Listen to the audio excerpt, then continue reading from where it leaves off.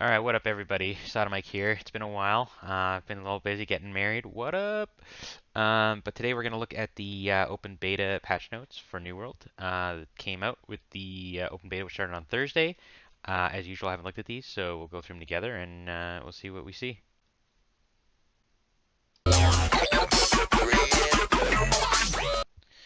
All right, so in case you're wondering, the patch notes are actually on the forums now. It's not on the website, which is why they look different. So you can see the URL here at the top if you want to go check them out yourself. I'll also link it in the description, so no worries. All right, let's do it. Open beta patch notes. World experience expeditions fixed instances of boss encounters failing to begin or restart their encounters multiple expeditions. That is so good. I can't tell you how many expedition bosses I got stuck on in the closed beta, so thank God for that. Fixed an issue where players can get stuck between Chartis and the arena in Lazarus Instrumentality. That happened to us too. Fixed issue with laser walls not dealing damage. I never saw that. I got my ass kicked all the time on those. Fixed issue where Archibald will despawn during fight in Starstone Barrows. Didn't see that either. Um, Fixed issue with Vine Bridge disappearing. Guard of Genesis. Never played Guard of Genesis in the closed beta. Didn't do that one, so don't know about that, but fixes are good. Fixed issue where players could be blocked from entering the Priest mini boss room in the depths. Good. So these are all expedition fixes that obviously came out of the closed beta. There were a lot of issues with those, so hopefully that's all of them fixed. World. Smooth the access points to ship flags, starter beaches. That's nice. That quest was kind of annoying. Increase the interact range of ship flags. So like it was doable and stuff, but it was kind of annoying. So that's just quality of life change there. Added additional directional beacons to the FTUE. Okay. FTUE. Fast travel user experience. Um, Directional beacons. Okay. I'm guessing that's the fast travel points, but I'm not 100% sure. So quality of life thing to get you there a little easier. That's probably a good thing. In the closed beta, when you found one of these things, you just kind of stumbled upon them unless you looked really closely at your map. I am putting out a tips and tricks New World video. It's the next thing I'm going to do. I do talk about this a little bit of how to make sure you can find them in each zone, but it looks like they've actually improved it just on its own too, which is good. That video, by the way, will probably be out next week, hopefully. Yeah, so keep an eye on that.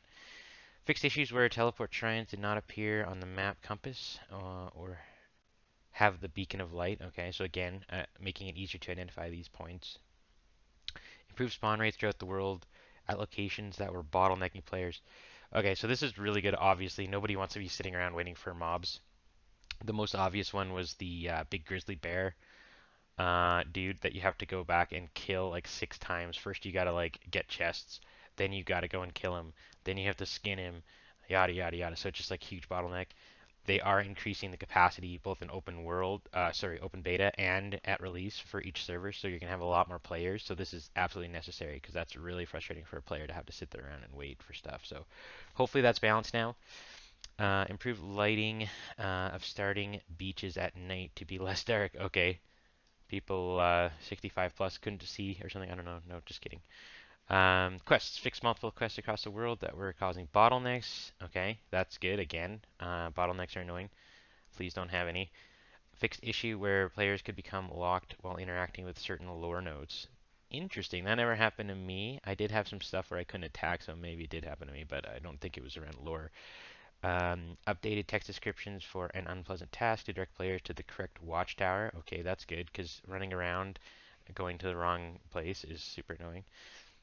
Fixed instances where AI could respawn limitlessly for certain quests. I think I did see that actually. You kill a guy, he just instantly comes back. You're like, get the fuck out of here. Uh, Tech. Fixed various town mission exploits. Okay, I don't know why that's tech. But yeah, there were a lot of town mission issues. Green, yellow, and red placement validations are now shown when decorating homes. Okay, so it's easier to decorate. It was a little clunky on the home decorations. I'm not big on that kind of stuff, as you guys probably know by now. But yeah, it didn't feel very smooth at all when you were messing around inside your house. Fixed issues where VFX for loot containers. visual effects for loot containers were missing when under high load. Okay. Um, it's really hard to know if I saw that or not because they wouldn't have shown up. I think my computer is probably more than capable, so I don't think I had that issue. But obviously, loot containers are kind of important, so it's good that that's prioritized now if your system's under load. Fixed circumstances where certain NPCs would be invisible before interacting with them. Okay. I just assumed those guys in the middle of the road were not there until you needed them, but I guess that makes sense that they'd always be there. So, I mean, that's not really the worst case scenario. I mean, you don't really need to see them until you need them, but okay. All right. AI, tuning adjustments, general AI, increased damage scaling for AI above level 50. Gradual scaling from 0 to 25 at 66. So they made the higher mobs harder. Increased health scaling above level 30. Okay, so you're gonna feel a little more difficulty when you get into the middle and late game. That's good because it was a little bit easy unless you were under leveled and then you just got absolutely murdered. Open world non-boss elites. Open world non-boss elites. So they're elite mobs that aren't bosses. Increased health and damage, bring them more in line with expedition difficulty enemies. This is multiplicative. Okay. So elite mobs are going to destroy your life. Increased damage of all non-boss open world elites by 12 to 17%. Increased health of elite plus AI. Okay. Um, I wonder if this is going to impact your uh, faction quests because the faction quests were always in elite points of interest, and they said to use you needed a group, and I never ever needed a group. I always sold them even when I was under leveled, but they're all elite mobs. So that might be different now. You may need a friend. I don't know. We'll have to test when release comes out. I'm not playing the open beta, by the way. I'm saving up all my energy for release, and I'll just sit here for like a month. Open world and arena bosses increase health and damage to bring them more in line with expedition difficulty enemies. Okay, same kind of thing. So now this is open world bosses. So the other one was open world elites. This is open world bosses. Increased boss damage and health, just like they did with the elites. Not they did more on the bosses, but yeah, open world stuff's gonna be harder. Expedition increased damage for all expedition AI. Okay, so the expeditions are getting harder again, which is good because they were way too easy. We almost never wiped except on bosses, so the bosses might be actually really tough now. Notable bug fixes. General, players may no longer transfer boss status effects back to the boss. Okay. Yeah, that's a good one. Resolved several leashing bugs that allowed players to kill AI from unreachable positions. Interesting. I didn't see any of that. I thought the kiting was pretty well in check. Resolved a bug preventing Dynasty trainees from damaging the player. Okay. It's a really hard enemy if it doesn't do damage to you. Arena is Spriggan. Now use heal behavior more consistently. Okay. Now use his vine sweep attack while his target is in melee range. Increased run accuracy of target movement when chasing. Fixed an issue stopping him from using burrow. Fixed an issue to allow the Spriggan to be attacked while spawning. Okay, the Spriggan is actually one of the enemies you actually have to be smart about. And now it looks like they've made him a lot more difficult by just making him smarter. So that's good. That's going to be a fun fight when you get there. You'll see. I don't want to ruin it. There are some videos if you want to check it out, but it's kind of cool. Like you go close to him and then you have to run away from him, and then like you have to have your tank um, or your mages like go ice block and stuff. Anyway, I said I wasn't going to ruin it, so I'll just shut up now. Expeditions, the depths. So this is one of the bosses. Fixed an issue that caused his mines not to be destroyed when he's interrupted. Fixed an issue caused skip phases if pulled to the room entrance. That's interesting. I'd almost call that an exploit if you were doing that. Like, why would you just do that? Dynasty Shipyard fixed a bug. Okay, so these are a lot of bug fixes. Garnet Genesis, another issue fixed. Anything of note here?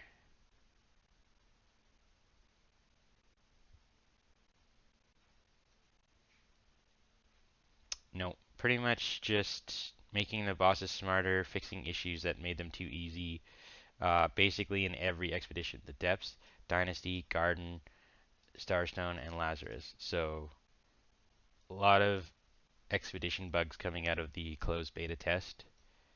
Um, along these fixes and like this fix and a couple of other ones where they've increased damage should make the expeditions feel a little bit harder, which is good. I'm really curious about what kind of nerfs and it looks like it's coming up right here, so let's take a look. Combat PvP scaling. PvP scaling has been reduced. Interesting. I like this. The level difference will matter more in your encounters, meaning that it will take more hits for a lower level player to kill a higher level player, and less hits for. Okay, so everybody had a huge amount of feedback on this. Um, I like this because you could just get zerged. Like, I get the PvP scaling a little bit because you want people to fight, and like, you still want to have a chance to beat a higher player. Like, if you and your buddy are out there and some higher player jumps you, you can still fight and maybe win. So I'm not against PvP scaling, but what was happening in the closed beta was I'd get like three people who were like 20 levels lower than me, and they would win every time because, you know, in order for me to engage one, I have to make myself kind of easily to be hit. And their hits would do enough damage that if there's enough of them, they would just zerk me down. So I'd usually kill one or two of them, but they'd always win. So this should be interesting. It focuses a bit more on people actually progressing too. So you never want to see like a level 60 walking around like a low level area and just murdering everybody without anybody being able to do anything about it. So some PvP scaling is good, but I think this will be good. We'll have to see how much they tweaked it. Attribute threshold bonus reduced Constitution 250 attribute threshold bonus damage reduction. Okay, so nerf obviously. Here's the thing though. This a change like this almost impacts everybody. Like, is there any caster or something that isn't getting the 250 Constitution? Maybe. I think most people will get 250 Constitution. So you take more damage when you have 250 Constitution, but that impacts pretty much every player. It might impact people sooner. So like a tank player, for example, will be impacted by this nerf sooner than others, but a lot of people will have secondary status Constitution. So I know 250 is pretty high, so maybe not everyone was going to do 250. That's debatable, I guess. I'd say most builds would get to 250. So this, again, this nerf impacts pretty much everybody the same. It's not a huge deal. Warhammer, reduce Warhammer hardened steel damage reduction bonus. Okay, so this is a tiny little nerf. It's only for one thing, and it's a small nerf, and that's basically nothing. So that's Warhammer is basically untouched. I don't know if that's gonna change anybody's mind about Warhammer. Ooh, look at all the sword stuff. Freeing Justice passive will now only remove a single debuff, not all debuffs. Um, so first of all, that's a good thing. That's too overpowered. If you're removing all debuffs with one move, that's stupid because it takes forever to put debuffs on. So I think that's good. It probably has more balance in dungeons and stuff. Again, making the expeditions a little bit more difficult. So your tank can't just like remove all the debuffs instantly. Fortitude has been replaced with Invigorating Bulwark. This passive will grant 15 stamina on hit with the Shield Bash and Shield Rush. Okay, they're giving tanks a way to get some stamina back, which I think they needed actually, so that's probably good. Leaping Strike startup is quicker, reduced by 2 frames. Distance increased by 50%. Okay, so Leaping Strike's back on the menu. I think a lot of people are using the Shield Rush instead of Leaping Strike. I think Leaping Strike makes more sense if you're more of an offensive player, and this puts it back on there. I don't know that I would use Shield Rush unless I'm PvEing. Counterattack has been modified to be able to stack and obtain a better bonus. It now grants 3% in power for 5 seconds when blocking an attack, and can stack up to 5 times for a max of 15% in power bonus. Previously, it would grant 10% in 20 seconds. Okay. I mean, it's an offensive buff to a defensive weapon. It'll help you when you're killing PvE a little bit if you're, playing the proper way and actually blocking attacks and stuff instead of just mashing. So I'm fine with that. That's good. It makes sword and board people leveling a little easier. That's totally fine. No big change there really. Life Staff. Sacred Protection passive change to grant 5% increased incoming healing efficiency to all group members. Used to grant additional max hit points. I like this. It's the point of Sacred Protection. Uh, you want to be, yeah, I like this change. It's not a huge change, but I like this change. Instead of just giving everybody health, it increases their, it's like, it's more strategic. You actually have to think about what you're doing. Um, you throw it on your team or yourself and then you heal, right? Like instead of just like, oh, I'm just going to grant everyone health, a straight heal kind of thing. I like that. Reduce effectiveness of Orb of Protection Fortify. Okay, so the Fortify got nerfed a little bit on that. Um, Healers were pretty powerful in the closed beta. Like, you couldn't fight someone in their healing ground. Like, you'd just be stupid to fight them there. They nerfed the Fortify a bit. You know what I think they did this for? There were a lot of people who were playing Life Staff, Great Axe, Life Staff, Sword and Board, and they would use like heals on top of having crazy damage, and like it was just OP. I think that's probably why they nerfed this a little bit. It's not a big nerf. I mean, it's 50% nerf, but 33% nerf rather. But it's just one little bit of fortify, one buff of fortify. So I think it's fine. Let's see what they did to the hatchet. Berserk duration reduced to 12 seconds, and the cooldown increased. Okay, they nerfed Berserk. Good. Berserk was still so powerful. Berserk was actually pretty stupid. Berserk refresh now heals 10% every 4 seconds while Berserk is active to a max of 30% health. Okay. So the heal happens quicker, but you don't get as much. I'm okay with this. Um, does it? Hmm. Okay, so here's the other change with this. This is during Berserk. The old Berserk used to heal you when it ended. And you're still, it looks like you're still going to be immune to dying, which is cool. That's the cool part of Berserk, so I'm glad they didn't get rid of that. The cooldowns increased. I like that because people would just berserk constantly. Like you could get into a PvP battle with somebody one on one, and they'd berserk like 3 times in the fight, and it's super annoying. All right, let's see what they did to Great Axe.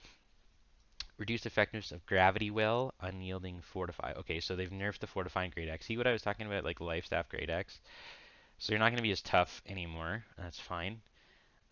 Reduced Great Axe Enduring Strike Damage Reduction bonus from 20% to 15%. Okay, so the Great Axe is not going to be as tanky. This is how it's supposed to be. Great Axe is not meant to be a tanky build. It's meant to be a strength DPS weapon. Second hit reap no longer has dagger on it. That's good. That fixes some stuff. Um, it reap was there were a couple things with Great Axe. I didn't see it. It doesn't have it here, but I'm sure they fixed the double hit as well. I've heard some people talking about them fixing double hit. Obviously, that was not meant to be when you use the pull in move. I can't remember what it was called. Then you could double hit people, which is obviously not okay. So I'm sure they got rid of that. I don't know, maybe it's later in the patch notes, but I have heard people talking about that getting fixed. And this is basically just a nerf to Great Axe, is what it is. You've nerfed your toughness twice, and you've nerfed your CC. So it makes Great Axe more basic. It's just a damage weapon, really. Like there's still some other things on it, but yeah, all of the nerfs here are to make Great Axe just kind of more of a DPS weapon. Bow. Reduced effectiveness of bow, unbreakable focus, fortify passive. Ooh, they nerfed that by half. They nerfed that by half. Unbreakable focus. That was just a passive. A little tweak to that. Well, big tweak to that. But that was just a passive. So like no real changes to bow. All the skills are the same. Chain perks. Reduce the number of times the chain perks chained to another target. Oh, so this is like chain lightning, chain fire, whatever. I guess they saw people just AoE clearing too much. Would be my guess. Like 5 jumps is a lot. Chain elemental perks now only trigger off basic attacks, so light and heavy, and have 2-second cooldown. Okay, so you can't use it with skills, is what that means. It only works on your light and heavy. Damn, I thought it only worked on light and heavy in the close. Anyway, I don't think I saw it chaining off of my skills. Well, that's confirmed now, but I don't remember seeing that, and it has 2-second cooldown, so that's probably good. I thought the chain stuff was pretty powerful before, so yeah, you can just. The one thing I didn't like about chain, while we're talking about chain, is if you're in a PvP fight and you're attacking somebody with like your axe or your sword or whatever, it would like chain to a mob and then the mob would start aggroing on you and you're like, fuck off. So that won't change, but Just an FYI, if you're using a chain weapon in the middle of open world PvP, you may expect some mobs to pull on you. Equip load. The 20% damage increase for light equip load and the 10% damage increase for medium equip load should also affect healing output. Oh my god, that's so good. Healing is reduced by 20% to account for this. Okay, there were way too many goddamn healers in heavy armor, and there was no penalty for that. So now there is. If you use heavy armor, you're taking a 20% healing output penalty. And if you're using medium armor, it's a 10% decrease. So you can still do it if you want. It just means you won't be like super tanky. I saw so many people with off weapon light staff and like a an axe or something or a hatchet in heavy armor. So this is really good. If you want to be the best healers, you're gonna be wearing light armor, and that's the way it should be. That's how the Trinity works. Reduce the medium equip load from 15 to 13, heavy from 30 to 23. Wow, that's a big change. Okay, so it's gonna be way easier to get to heavy threshold. I don't know exactly what this means from a number of heavy items, but I'm guessing that if you want to stay in medium, you may not be able to wear a single heavy piece. 23 is very low. This one makes sense, the medium load, because I think if you're in pure light, you're at like 11, or maybe it's 13. So like you could always wear a piece of medium, and in some cases maybe even a heavy, and stay in light, which makes no sense. So this is probably good. Um, it's hard to say what exactly the number of pieces is that this impacts. I'm planning on going heavy anyway, so it's not going to impact me one way or the other. It just means I'll be heavy quicker, which is kind of annoying because when you're leveling, it's fun to have like a really big roll and dodge and stuff. But I think it makes more sense for the game, like what they're trying to accomplish. So we're okay with this. Let me know if you think otherwise. Let me know if you know how many pieces it takes to get to 23. Like, can you wear a heavy piece? I don't think so, but I'm not 100% sure on that. Armor. Normalize the weight of protection ratios, physical elemental balance with each armor class. Okay, so apparently some armor classes were not normalized before. Increase the armor provided by chest pieces and reduce the amount provided by helmets. Okay, that does make sense. I'd much rather have a chest plate on than a helmet. Slightly increase the armor granted by balanced ratio to match the total armor provided by physical and elemental ratios. I don't know if I love this. I don't know if I love this. Um, I like balanced anyway because you never know. Like in PvP, like I don't want to be super strong against a tanky player and super weak against a mage and vice versa. So I almost always go balanced. But now balance is like there's almost no point to not go balanced. Like the benefits of balanced in that you can face any enemy that you want is already in and of itself a perk. So if you decided to go to like pure physical gear, you're sacrificing something in my mind. And now they've made it better to just do the balance ratio. So I wonder about this. I wonder if everybody's just going to take balance gear now, which makes the elemental and physical gear kind of worthless or worth a lot less. So I don't know about that change. Let me know what you think about that because I'm going to do balance anyway. I was willing to do balance and sacrifice some defense because it just gives me all around defense instead of specific defense. And now if it's the same, I mean, that's a huge buff to what I was planning on doing, but I think everybody will do that now. Reduce the weight of shields. Okay, I'm fine with that. Tanks have to carry an extra piece of armor. And now that it's easier to get to heavy, like you need to decrease the weight of shield. That's fine. Housing trophies. Reduce damage bonus against creature families. Okay, so the trophies aren't as good by a lot, by half. I never got a trophy in the closed beta, so I didn't test it, but I mean a little buff does make sense to me. It's nice to have, but it's not game breaking. This is kind of crazy. Like if you have 10% increased damage or something, like that's a decent amount. Especially since you can get a million house trophies of like all different kinds, so you basically have 10% debuff on all enemies. Clamping of empower and fortify buffs. Potions will now be included in the clamping of the empower and fortify buffs. Um,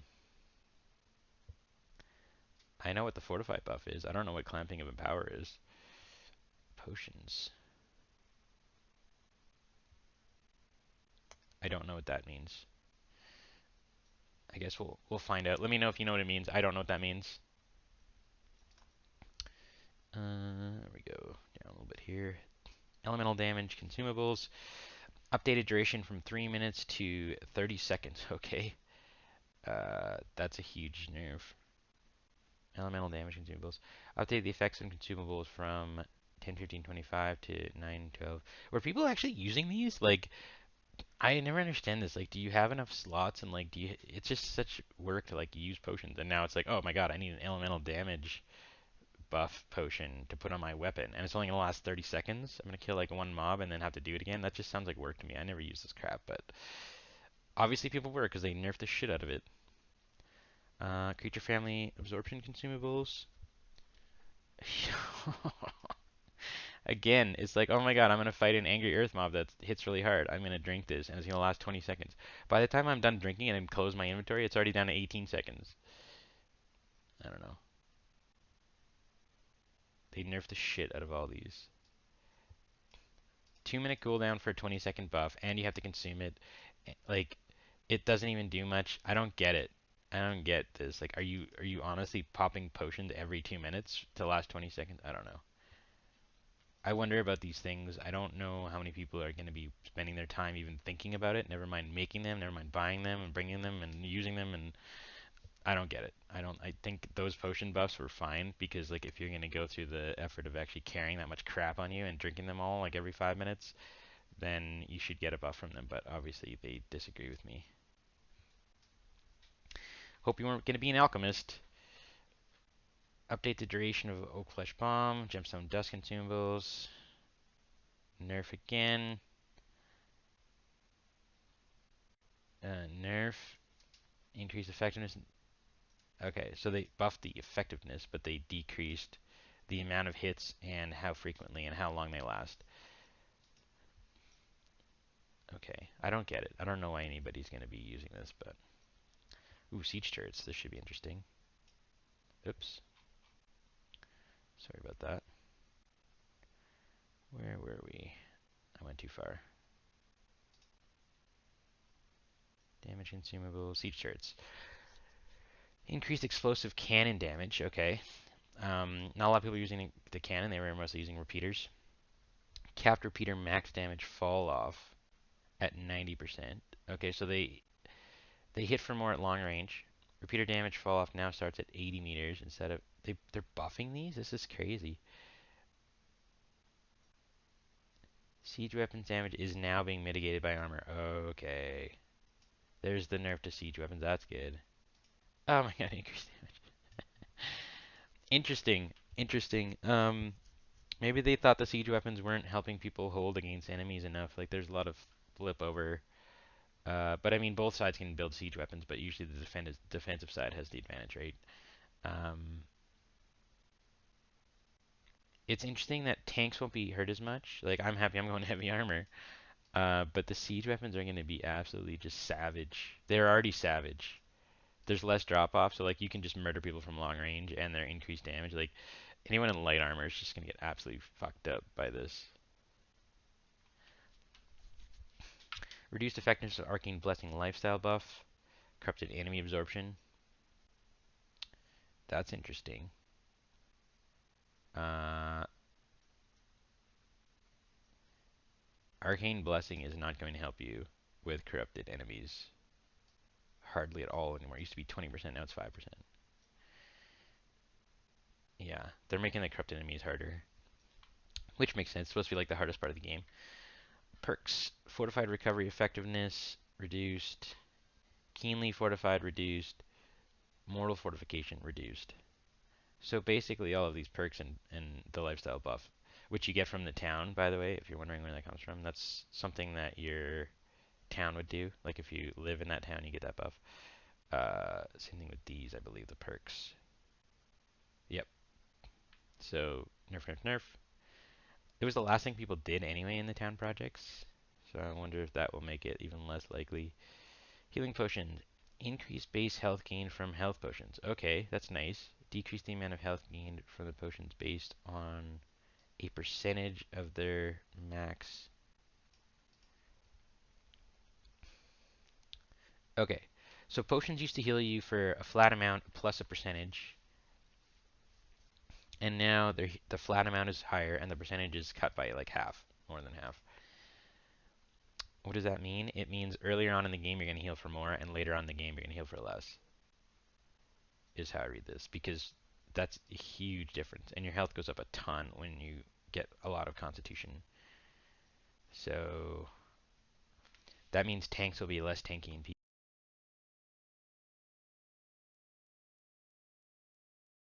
And I have no idea why my headset just turned off on its own. Alright. Endurance potions were removed. Okay. Those gave you strength or like pack space or whatever. Um, Not a big deal. Amber gem. Ooh, this is interesting. Reduce the damage scaling obtained from the amber gem when putting attributes into focus by 20% to make healer's secondary weapon a bit less powerful. Yeah, this is good. Like I said, there were so many healing builds with Great Axe, and they would just throw an Amber Gem in there, and they would be God mode with just focus, which makes no fucking sense. Healing is so powerful already, especially in 1v1, and then you go and like let them scale off of focus instead of the actual attribute they're supposed to focus off of their secondary, and then they could just use anything. Yeah, this needs to happen. This might not even be enough. We'll see what the impact is. This might not even be enough, but I'm glad to see that. There's way too many, what they call them, paladin builds and stuff, where they have like a healer and an off weapon with the focus, with the Ember Gem. Like, yeah, totally fucking broken. So I'm glad they've done this. Attribute threshold bonus. Oh, more threshold bonus changes. Adjusted the strength 50, 100, 150 attribute threshold bonus to prevent the damage bonus from being applied to elemental melee attacks.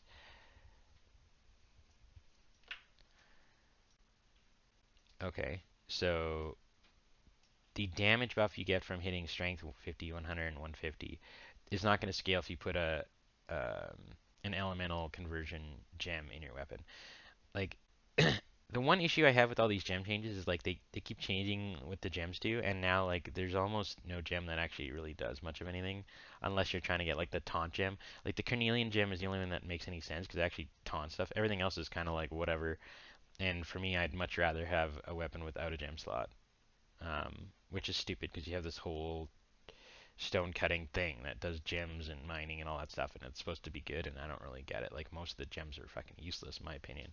The conversion ones weren't even that good, and now they've nerfed those too. So I don't know about the gems. Don't know about the gems. I don't know about the future of gems and what anybody will want. They don't seem that powerful. I think what was I using? I was using mostly emerald for like crit and stuff. So like those are the only gems that anyone's gonna want in my opinion. War, small deployables, so powder keg and stuff, limit of 15 per team. You're not even going to notice that. You never have more than 15 up anyway. And quite frankly, you can't disarm 15 powder kegs in time. If they have 15 powder kegs at your wall, like you're not going to get rid of them. So, yeah, like good luck with that. That's not enough to anything other than maybe like a performance change if somebody's putting down like 400 inferno traps or something. Oh my god. Okay. Notable bug fixes. Here's what I'm going to do with this. I'm not going to read all these bug fixes because these are things that should have been happening already anyway, and there's a whole lot of them, and I don't want to have another like 4 hour video. Um, so if you want to look at the notable bug fixes, I think that you should, like I said, I'll put the link in the video description. You can come and read them. Um, yeah, I don't think I'm going to go through all these. It's like a page of text. Let's just keep going. We're almost done here. Yeah, we'll go through the rest of this, but I'm not going to go through the bugs. Economy, progression, rewards. Progression. Added T4, 5 Azov staff to be unlocked to the main story quest. Okay, so there's another Azov staff. T4 is required at completion level 50 corrupted breaches. T5 is required for 60, 65. Reduced EXP for 10 projects. Okay, so this is the biggest change in the entire patch notes, I guarantee you. Because this is how people were maxing their level. It was like do 10 projects and do nothing else. Raw material turn in reduced 25%. That's good. Refined material turn in reduced by 30%. I don't use these ones. I don't know if other people are using them. I'm a crafter. I'm not going to turn this shit in. I need this shit. I need this shit times like a million. So I would never use that anyway. So I don't care about that one personally. But uh, honestly, if you're trying to level up, don't sell your refined materials for EXP. Sell them on the vendor and make money. It's a way better idea, in my opinion. Raw materials I'm fine with because you get too much of that. Crafting armaments turn-ins reduced by 50%. Okay, that's huge. This is how people were getting the max level, and it gives you crafting EXP and stuff. Like those are already really worth doing, even outside of the EXP. So EXP nerf, that's fine. Provision turn-ins reduced again. Um, I like this. It makes you do what you're supposed to do in this game, which is literally everything. There's no like one thing that levels you that you should go do all the time. This is like go out and do your quest, do your faction missions, do some PvP stuff, chop things down, craft stuff. Like it's all more balanced. This was definitely overtuned in the closed beta, so that's good. XP required at lower levels has been reduced by a small amount, so it's easier to level early. Reduce EXP to level from 20 to 30. So this is obviously between 0 and 20. So it's easier to get to 30. Okay. I hope that there's so many useless quests that you end up having. Like if you try to do all the quests, you end up like looking at your quest mission, and it's like there's a quest like 20 levels below you that you still have. Um, they don't need as many quests as they had, and now they've made it easier to level. So I hope they reduce some of those. Just my personal opinion. A lot of people like more quests than they need, but I find it just like pain in the ass. You have to go through your quest log and be like, why I have all these great quests that I didn't do, like remove, remove, remove. So I don't think they need as many quests, but they probably won't remove them because they already have them in. Reduce the faction granted per mission for PvP missions in Monarch, Bluff, Cutlass Keys, Morning Glade. Okay, I was gonna say just a starter position, but Morningdale, sorry, is not a starting position. So places where PvP missions were closer, they reduced them because people were probably just running them. Because people are like that, and they're just like, oh, this is the easiest one. I'm just gonna do it a million times, which is hella boring. I don't know why you'd play a game like that, but anyway, they're not worth as much. So they're helping you not be annoying to yourself and telling you to go around and do the longer ones that are worth more. Crafting. Removed the recipe for endurance potions. Yeah, we know. You told us that already. Rewards. Increase the drop rate of named items from expedition bosses. Thank God, because I barely saw any of them. Adjust the perks on many named weapons in an effort to better distribute perk availability on named weapons while making more of them feel unique and well synergized. Good. Normalize the perk on all faction weapons and armor. Oh. This change made lower level faction armor give crit damage defense instead of cooldown reduction. That's interesting. I wonder what that'll look like. Normalizing them. I kind of like that they were different between the factions, but I guess we'll see what they actually did. Other than that, one thing they've shared, because I'm sure that's not the only thing. Increase the cost of all faction armor and weapons. Okay. Um, some of them are worth less, and now it costs more.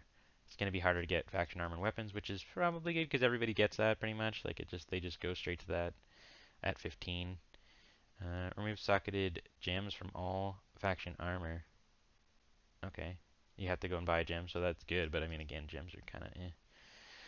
Reduce gear score, so they made it less powerful, very less powerful, like very small amount of change there, and then the big one changed a little bit more, but not a big deal. Okay, last section, because we're not doing these bug fixes either, because there's notable bug fixes section here and notable bug sections here. Uh, extend number of explosive gold. I hate people. Um, equipment visuals. Material fixed for war weapon styles. Okay, so they're gonna look cooler. I like that. Everything visual is cool. Icon fixed for various weapons and armor. Tower shield, ice gauntlet. Okay, icons. That's who cares? That's just in your bag. I don't know why we would care about that. But external visuals are good. More bug fixes here. Like I said, I'm going to throw the link in the description. The biggest change was the Town Project EXP nerf. There were a couple of changes to weapons. Great Axe nerf, Life Staff nerf, Chain nerf, and then the gem changes, the Amber Gem nerf. I say those are the big ones. So that's it for the open beta patch notes. And other than those bug fixes, and we're just going to skip those because of time and whatnot. So hope you enjoyed the video. Happy to be back, and like I said, I am going to be doing a number of videos. I actually have two other videos planned, one for New World and one for another game that should be coming out in the coming weeks before the release. And definitely check out my tips and tricks videos that's coming up. And yeah, we'll catch you guys next time.